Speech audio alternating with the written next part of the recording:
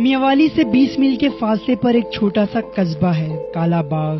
اس قصبے میں پاکستان بننے سے پہلے کیلوں کے بے شمار باغ تھے۔ کیلوں کے یہ باغ دور سے سیاہ رنگ کے بادل دکھائی دیتے تھے۔ سیاہ رنگ کے ان بادلوں کی وجہ سے اس شہر کا نام کالا باغ پڑ گیا۔ کالا باغ کے مقام پر پہنچ کر دریائے سندھ نیشنل ڈیم بن جاتا ہے، لہٰذا 1953 میں عالمی ماہرین نے اس جگہ کو ڈیم کے لیے شاندار قرار دیا تھا۔ 1960 میں ایوب خان نے انڈیا سے سنتاس معاہدہ کیا۔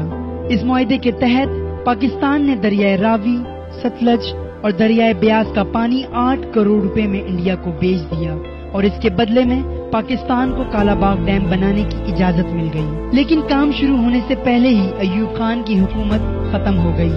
یحییٰ خان کا دور آیا تو پاکستان ٹوٹ گیا۔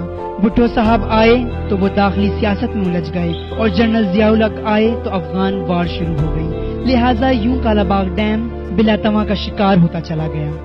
پاکستان کو بنجر کرنے کے لیے دشمن نے انتہائی مکاری سے ہمارے سیاستدانوں کو استعمال کیا ہے۔ جب پاکستان کے ڈیم بنانے کی بات آتی ہے تو انڈیا سے پیسے کھانے والے مخالفت کرنے لگتے ہیں، اور جب انہی دریاؤں پہ انڈیا ڈیم بناتا ہے تو تب یہ لوگ ہونٹ سی لیتے ہیں۔ کیا یہ کھلا تصاد نہیں کہ ایک ہی دریا پہ انڈیا ڈیم بنائے تو ٹھیک ہے، پاکستان بنائے تو ببال مچا دیتے ہیں۔ ماہرین کے مطابق پاکستان کے پاس اس وقت صرف 5 سال کا پانی رہ گیا ہے۔ اگر ڈیم نہ بنا تو ہم افریقہ کے قحط زدہ علاقوں میں شامل ہو جائیں گے۔ اس پر 8 ارب ڈالر کی لاگت آئے گی، مگر ہر سال 3 ارب ڈالر کا منافع ہوگا۔ آخر کالا باغ ڈیم ہی کیوں؟ کالا باغ ایک قدرتی پہاڑی سلسلہ ہے جس کے درمیان سے دریائے سندھ گزرتا ہے۔ کالا باغ کے فوراً بعد پاکستان کے میدانی علاقے شروع ہو جاتے ہیں، لہٰذا قدرتی طور پہ کالا باغ ڈیم ایک بنا بنایا ڈیم ہے جس کے دونوں جانب اونچے پہاڑ ہیں۔ اس مقام پہ دریا کے آگے صرف دیوار لگا کر ڈیم بنایا جا سکتا ہے۔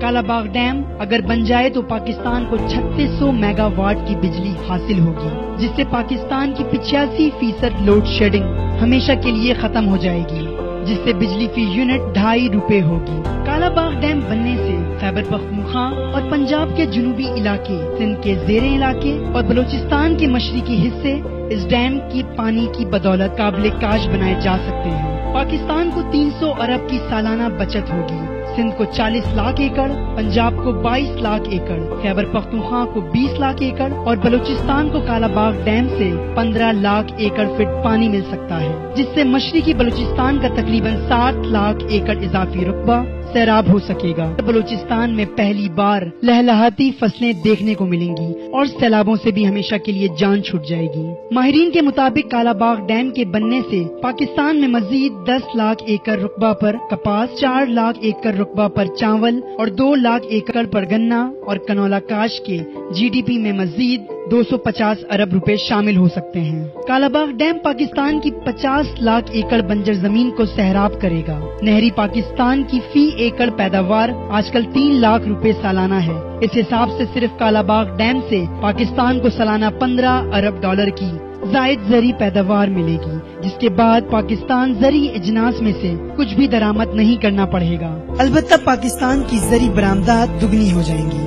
دنیا بھر کے ماہرین یہ دعویٰ کر چکے ہیں کہ اس ڈیم سے نوشیرہ اور مردان کو کوئی خطرہ نہیں، اس سے سندھ کی زمینیں بھی متاثر نہیں ہوں گی۔ کوئی نیا پاکستان بنانے کے خواب دکھاتا ہے تو کوئی ووٹ کو عزت دینے کا مطالبہ کرتا ہے، کوئی مذہبی سیاست کرتا ہے تو کوئی محض کرسی کے لیے گیم کا حصہ ہے۔